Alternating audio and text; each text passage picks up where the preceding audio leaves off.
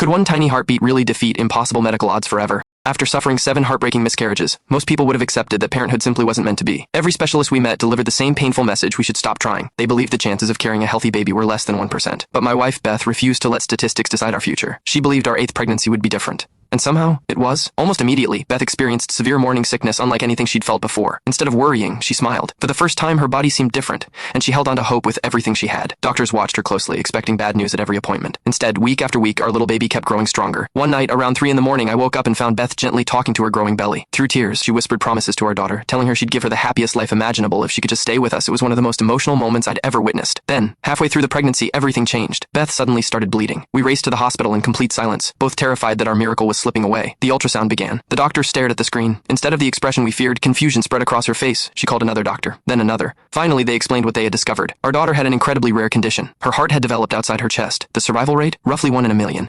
Doctors gently recommended ending the pregnancy. Even if she survived delivery, she'd need emergency surgery with only a tiny chance of making it through.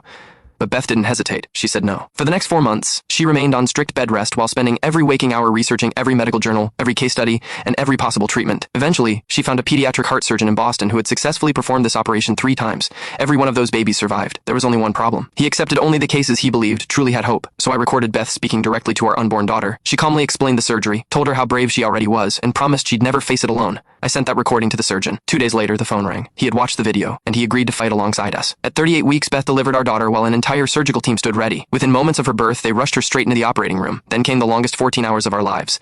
Beth and I sat together without saying a single word. We simply held each other's hands and prayed. Finally, the operating room doors opened. The surgeon walked toward us looking completely exhausted, but he was smiling. Our daughter had survived. He later admitted that during 3 decades of operating on children, he had never witnessed such determination. In the middle of surgery, our tiny baby reached out and wrapped her fingers around his hand, while her little heart continued beating with incredible strength. We named her Aurora. The name came from the sunrise we watched together through Beth's hospital window while waiting for that life-changing operation. Soon, everyone in the hospital knew her as the miracle baby. Even doctors who once urged us to give up came back just to meet her. One of them couldn't hold back tears. Aurora spent the next 2 months in the NICU. Beth refused to leave her side, sleeping in a chair every night, singing lullabies and reminding our daughter how incredibly brave she was. The nurses often said they'd never seen a baby respond so powerfully to a mother's voice.